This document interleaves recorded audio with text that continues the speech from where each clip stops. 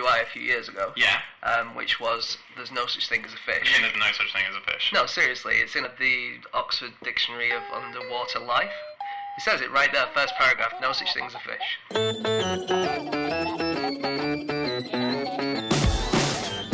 Hello and welcome to another episode of No Such Thing as a Fish, a weekly podcast coming to you from the QI offices in Covent Garden. My name is Dan Schreiber. I'm sitting here with the three regular elves, Anna Chazinski, James Harkin, and Andy Murray. And once again, we've gathered around the microphones with our four favorite facts from the last week, and here they are in no particular order. Okay, starting fact number one, James. Okay, my fact this week is about kangaroos, as you all know. Yep.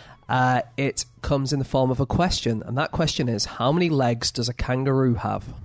I think I can field this one with confidence. 2.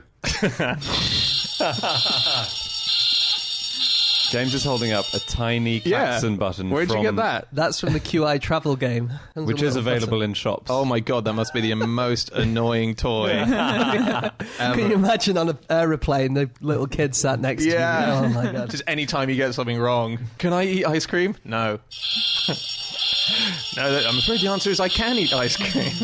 Okay, I'm going to put that to one side now because that probably is very annoying. Yeah, they don't have 2 legs. Wait, so if they don't have 2... they must have, 4? The front hands or legs? I'm going to have to get my buzzer out again. What? Why?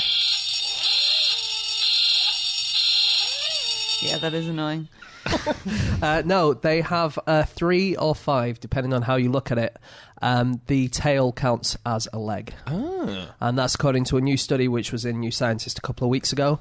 And what they did is they put a kangaroo on a treadmill, which had pressure points and could see when they were putting pressure on the floor. And they found that in the normal walk, not their bouncing walk, but the other one they do, it's kind of a shuffling walk, they used the tail in the way that any other animal would use a leg. Is it a weight-bearing thing, though? Yeah, They're it's probably weight-bearing limbs. and propulsion. Yeah. Wow. Okay, so I've got 2 questions. Go on. First question is, can they walk backwards? Because that's one of the great Australian either myths or truths. Because the idea is that the country's coat of arms has a kangaroo and an emu on either side looking at each other. And the idea being that they were chosen because not only are they national animals, but they can't walk backwards, neither an emu or a kangaroo. Well, because doesn't it say on the coat of arms, always forwards or something? Keep going forwards. Keep going forwards. It's a terrible, terrible piece of advice for a lot of people. Yeah, crossing people a road. Standing near cliffs. That's true. I think they can jump backwards. You can see it on YouTube. There's footage of Woody Allen boxing a kangaroo in a very, very weird bout. Very odd, isn't it? It's on the YouTube, kangaroo, yeah. I think moves backwards a bit in that. Yeah. Yeah.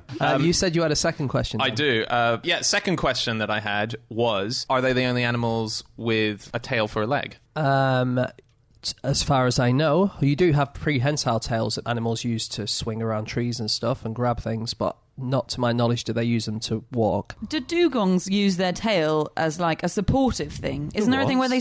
dugongs? Yeah, dugongs. What are they? You know, they're those things, they're manatees. A type of manatee. Cows. Sea cows. Yeah. The things that sailors apparently thought were mermaids back in the olden days. They actually do have quite human faces. I think they have adorable faces. I'll put a picture on the website. Just last time I was back in Sydney, the aquarium, they had like an arrival of dugongs, and it was all over the posters in the city, and dugongs are here, and it was the most unexciting attraction to an aquarium since they had the Lego exhibition at Sydney Aquarium. There are lots of bits of Lego washing up on British beaches. Do you know about this? There was a crash. There was a container crash in the late 90s, and something like 1 billion pieces of Lego went into the water, and they're still washing up in North and South Cornwall. Wasn't it weird because a lot of the Lego happened to be sea-related stuff? Yeah. Like there are octopuses which are very, very special, and little bits of seagrass. Or maybe they are like little Lego plankton, and that's what you were watching in Sydney Zoo. Yes. Remember there was that a guy wrote a book all about another container ship that had ducks. The rubber ducks. The rubber and ducks. the plastic frogs, wasn't it? The rubber ducks were obviously the big draw. And beavers. Beavers? Real beavers or plastic? ones? Yeah, plastic ones were in the same container. Didn't know that. They don't get the same publicity as the ducks do. It's because the rubber duck is a timeless style icon. When have you ever bought someone a rubber beaver? I didn't even know that was Let's a thing. leave that. maybe that was like a new thing that they were bringing over. This is our big chance. We're shipping over all the plastic beavers. It's going to be a massive hit. Now we'll never have them. Other animals which have odd numbers of legs. Okay. Are there any? Do you know any, Andy? There's a crab, isn't there? Yes, there is. There's a spider crab called Macrochiera campheri. It's like that massive Japanese spider crab that you see every now and then on the internet. It's absolutely humongous. And there was a study done, and they found that 3/4 of the crabs are missing at least one limb. And most crabs have got 10 legs. In fact, all crabs have got 10 legs. So most of these particular crabs have got 9 legs, although they have lost them. Wow. It's a bit of a cheat, isn't it? They should just evolve with one leg fewer. Well, they and then might they wouldn't need to lose that They leg. can survive with up to 3 legs missing. It's more than I can do. There's a thing called a 7-arm octopus. Is that born with 7 arms? No, it has 8 arms, but one of them is very small and curled up, and you can't see it very well, so people thought they had 7 arms. That's cool. People who didn't look very closely. Yeah. And also there's starfish, of course. Yeah, so all of those creatures like starfish, sea urchin, sea cucumbers always have multiples of 5, don't they? But they're And not then legs, really. They're limbs. Yeah. And the tripod fish. Do you guys know about the tripod fish, which is an extremely deep water fish, and it has 3 long protrusions that come off its fins. So I think it's never any more than 30 centimetres long, but its little thin protrusions can be up to 1 metre, and it walks along on them like a tripod. And it's really good because it means it's at the right level for the currents to sweep loads of prawns into its face, and it can detect vibrations in the seabed if predators are coming. So I reckon that might be the closest other animal there is to having 3 legs. The natural odd-legged. Yeah. When kangaroos are born, when joeys are born, and they crawl up into the pouch, they don't have their back legs even. They do have their front legs, but that's the only thing. They're basically a tiny worm with these 2 minuscule front legs, which they use to basically crawl up their mother's fur into the pouch. Oh, That's cool. And then they get get their back legs later. They are tiny, aren't they? Like they're the size of a grain of rice, kangaroos, when they're born. Yeah. People thought that kangaroos had 2 heads when they first saw them, when Europeans first saw them, because of the joey on the chest. Oh, yeah, that makes sense. So when the first descriptions came back to the West, that's what they thought. Wow. There's the QI fact, which might have been one of the first ever QI facts about kangaroos having 3 vaginas, which they do, just in case there's one listener out there who doesn't know it. It's the first fact I learned when I was having my interview for the job. Yeah. You had an interview for QI? Was a chat. A lunch. It was a lunch. Was it testing your response to that? What did you do? Yeah. If you recoiled in disgust, you would have immediately been rejected I from didn't the room. recoil in disgust. I said, which is the correct I like the response. sound of that. That's the incorrect response. I've got 2 favourite kangaroo QI facts that have been in the books and the TV shows, but I absolutely love them. The first one is that the mother kangaroo mammary glands, so female mammary glands, produce both full cream and fat-free milk simultaneously. It's wonderful. The roo's got an option. They're like the Waitrose of macropodies. Yeah, exactly. And the other one is that kangaroos swim doggy paddle. When they go swimming, Right. that's their style, doggy paddle. And also, they kick their legs independently when they swim, which they never do on land. On land, they move both legs simultaneously. So you see them move forwards, either hopping or using the tail to project themselves. But in swimming, dum, dum, dum, either side. Did you know that Elvis had pet kangaroos? Did he? I've always been curious if anyone had a pet kangaroo. And Yeah, Elvis had one? He had a couple, I think. He was given them, I'm going off memory here, but I think he was given them by a zoo in Australia. And then he gave them back because they weren't as much fun as he thought they were going to be. Yeah. One quite cool thing when I read about kangaroos is kangaroo mother care. Kangaroo mother care is what's being recommended for premature births in developing countries. So 10% of premature births in developing countries, the child dies within the first year, and in 90% in developed countries. So it's a massive problem in developing countries. And they're suggesting kangaroo mother care, which is basically where you have constant skin-to-skin contact between baby and mother, and the mother straps the baby to her for up to like the first 8 or 9 months, and it reduces infant mortality by 50%. So it could have saved would save like 1.1 million deaths a year. And it's just about the warmth of the skin contact and constant breastfeeding and probably bonding between mother and child and anticipating its needs more.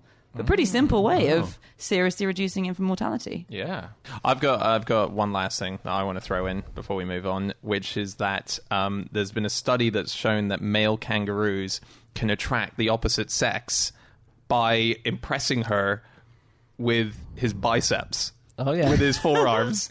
They're apparently really important in the kangaroo world, to the point they where are. they frequently adopt poses, showing their muscles like bodybuilders, going, "Hey, ladies, 2 tickets to the gun show? What do you like?" Just for people listening, Dan is doing the bodybuilder poses as we I'm doing it, yeah. If you've ever seen Johnny Bravo, it's a lot like that. Yeah, exactly. Yeah. And in a fight, that's often apparently what the female kangaroos are looking at the males in a fight. They're going, "Oh, look at the Really? biceps on that guy." Yeah, because what they do is they grab the other guy with the arm bits and then they kick them with the leg bits. So the arms are quite important in fighting. Yeah. But the legs are more impressive if you want to attract someone. Why aren't they going, look at my huge feet? How awesome are my huge feet, guys? You know what they say about kangaroos with big feet? Yeah. Exactly.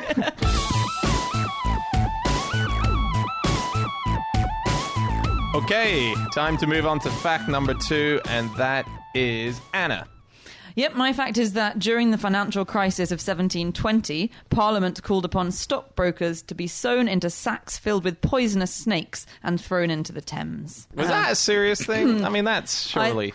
I think it was just I don't think they were intending it actually to happen. It was to express their vehement dislike. But it was during the South Sea Bubble, which was one of the earliest financial crises. The guy who made the speech, which suggested this, was Lord Molesworth, and he was drawing on Roman tradition, which had people who committed parricide, which had them thrown into the Tiber.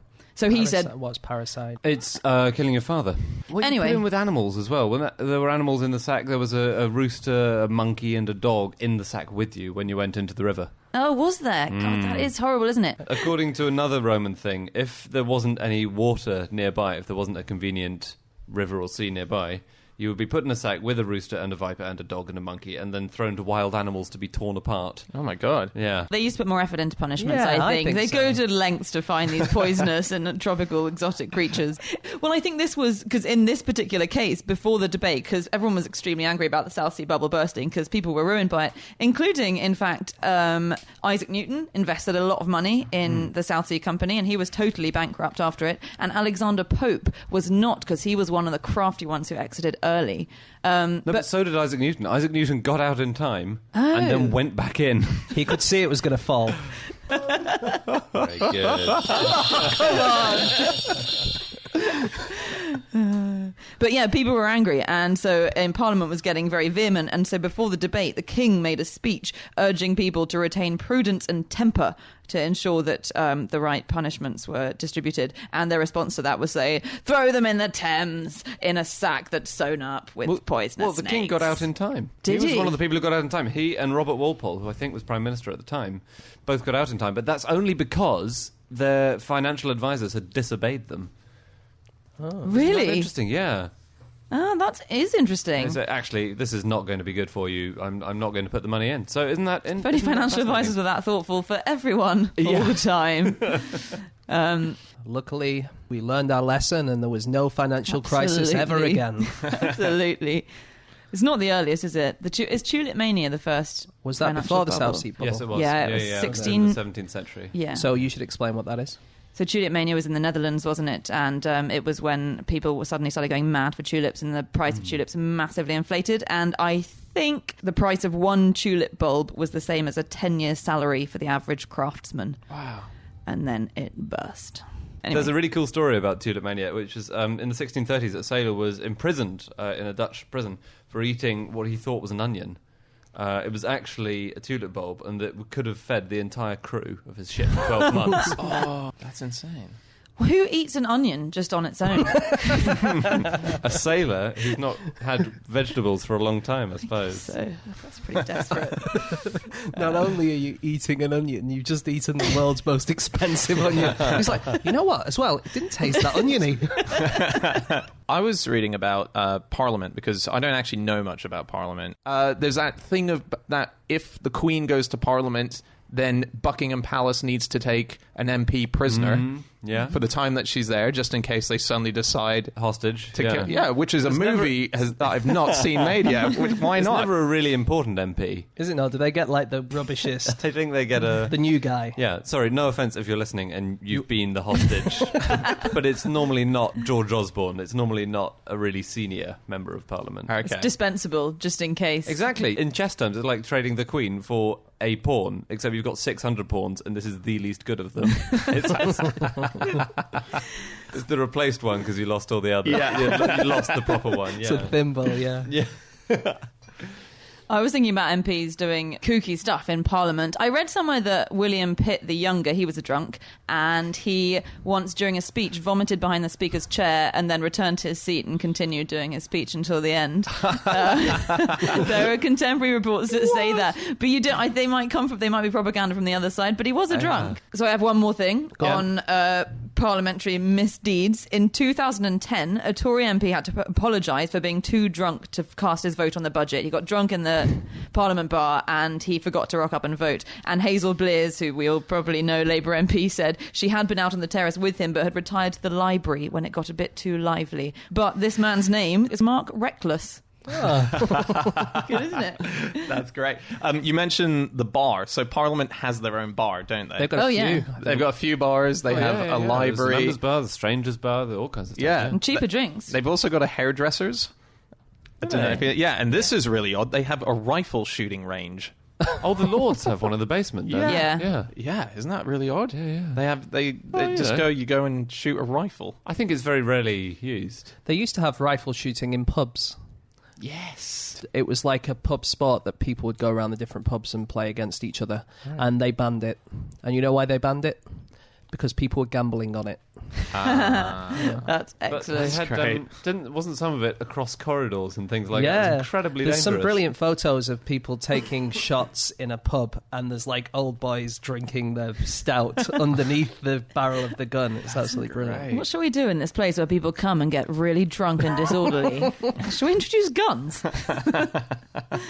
Anything else? Can we just quickly go back to punishments? Because I have one more thing on punishments. yeah. In the olden days, they used to saw people in half as a mode of execution, Wow. which is quite a good way of going about it. When? Where? Perhaps. Well, not a good way, but a way. It's let's say. it's a thorough way. Simon the Zealot was sawn in this way, supposedly. Simon but the Zealot. Simon the Zealot, yeah, you know him. Really enthusiastic guy. Hey guys, do you want to play rounders later?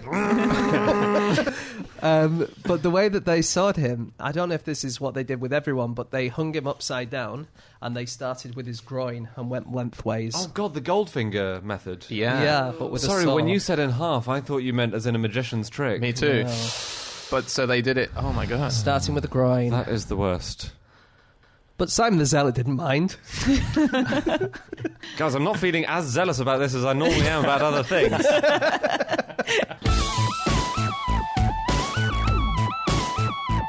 Okay, time to move on to fact number 3, and that is you, Andy Murray. My fact is that there are 3 times as many estate agents in the UK as there are members of the armed forces. Yeah, that Which- is weird. Well, there's been a massive boom in estate agents recently, and also all the soldiers have been sacked. So in some ways, it's less Oh, surprising. really? About that. Well, there are being huge cuts, and people said that the army is going down to the size it was at the Boer War, but.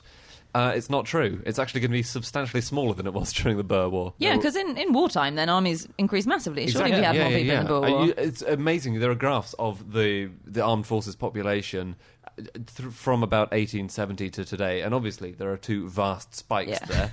But it's been a gradual tail off since the end of the Second World War. And are they becoming estate agents? Is that what's happening? Is it a straight swap? Is this why I got shown around a house by a guy in camouflage?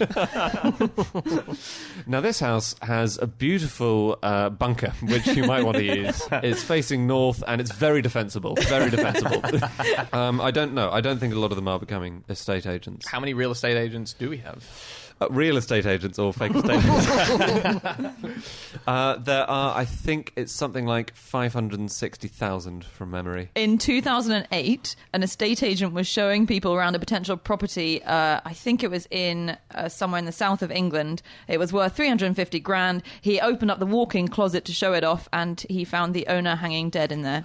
A spokesman for the company said it was quite a shock, which you would expect. It would have been good if it had been sold by a guy called Roy Brooks. Do you guys know who he is? No. No. Okay, Roy Brooks was an estate agent from the early 20th century, and he was known as the honest estate agent. He would give somewhat too honest descriptions of his houses that he was trying to sell. So I'm going to read one. This was from the early 20th century by Roy Brooks. Brothel in Pimlico. Wanted, someone with taste, means, and a stomach strong enough to buy this erstwhile house of ill repute in Pimlico. It is untouched by the 20th century as far as convenience for even the basic human decencies is concerned. Although it reeks of damp or worse, the plaster is coming off the walls and daylight peeps through a hole in the roof, it is still habitable, judging by the bed of rags, fag ends, and empty bottles in one corner. Plenty of scope for the socially aspiring to express their decorative taste, and nothing to stop them putting Westminster on their notepaper. That's fantastic. 10 rather unpleasant rooms with a smelly backyard, £15,000. With a smelly backyard. Why did he do that? Well, he became famous for it, and then got a lot of people like looking at his properties because he'd become famous. There is definitely room for someone to do that today. I went on a viewing with someone who was looking to buy a place recently, and it was basically a condemned place. And the estate agent, to her credit, said, "This is awful, isn't it?" And she was really, really honest. The kitchen was all covered in brown rust and condemned tape where it says, "Do not use, this is condemned equipment." And she says, "Just looks like really bad food," and then someone couldn't get to the toilet in time. that was the first viewing I'd ever been on. That was £450,000 in Zone 9. The 4 most adulterous professions in the US are physicians, police officers, lawyers, and then real estate agents. No way. Or estate agents. Actually, I do like real estate agents. But I thought that's what I feel like in Australia that's what we call them, real estate agents. I think it is, and in America as well, possibly, Yeah. or realtors or things. But here, we just say estate agents. So hearing real estate agents is wonderful. Doctors, that's not great, doctors. I know. Wow. Yeah, policemen How did they as well. find that out? Was it self-reported? No, it was from a website where you go if you're married and you want to hook up with people. Like those illicit encounters. I mean, not that I know, I'd like... And you have to put your profession in there, and that's what they found. Right. Well, they might have been lying about that. I mean, they've been lying to the people in their lives as well. So it's true. entirely possible a lot of would-be doctors were just saying, "Yeah, I'm basically a doctor." There's a website you can look up in the US which tells you if anyone's died in your house Okay. and how they did it. How they did it.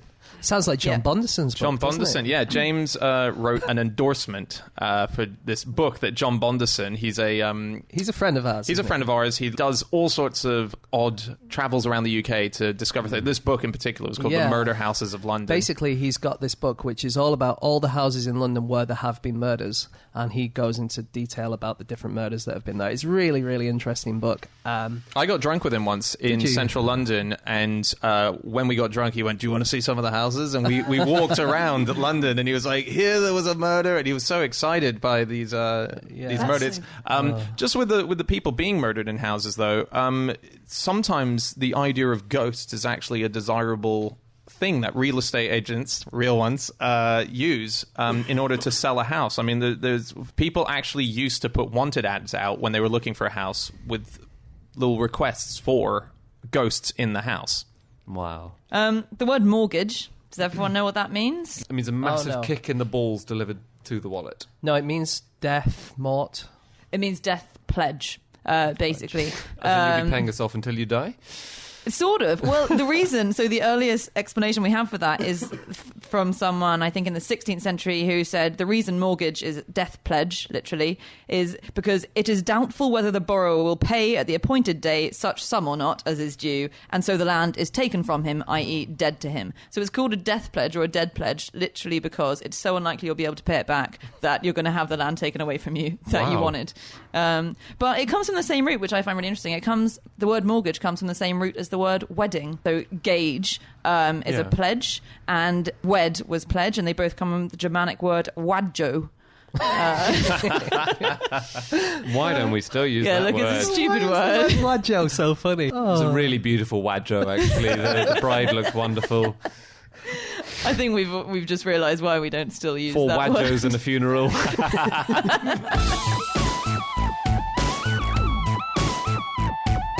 Okay, time for the final fact of the podcast, and that is my fact, and that is that I recently discovered that medieval manuscripts are littered with drawings of warfare between snails and knights. They're just constantly in battle, and the amazing thing is no one knows why. It's a total mystery. It's incredible. Isn't it wonderful? It's just so on the Very margins, weird. on the side of all these manuscripts, there'll just be drawings of snails versus... And they're the same size. It's not a real size knight and a tiny snail. They're the same size. It fluctuates sometimes. Oh, Sometimes really? it is tiny by their foot. Sometimes they're way larger than the knight. And people are looking into it to try and work out why. There was a great paper called "The Snail in Gothic Marginal Warfare," and they have theories that it's a representation of the resurrection of Jesus. That the snail represents a sort of a highly armored chivalric foe. They don't know. They just have no idea. You know what I think it might be? You know, when you just sat there doodling, one of the things you doodle is like a spiral.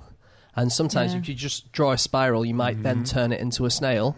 And then when you've drawn a snail, what are you obviously going to do? Make it fight a knight. Yeah, it does go down a bit there. But there's a lot of paintings of the Virgin Mary where she has snails in the picture. That's a symbolism of the Virgin Mary because their shells mean that their modesty is protected. And it was thought that they reproduced without sex. Oh, really? And they don't do that, do they?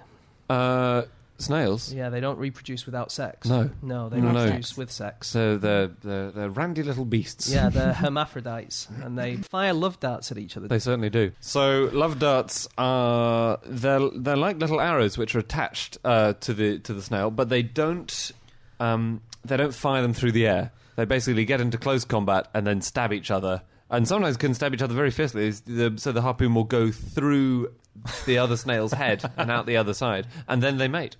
Yeah, that's not really what the painters of the Virgin Mary were going for. No.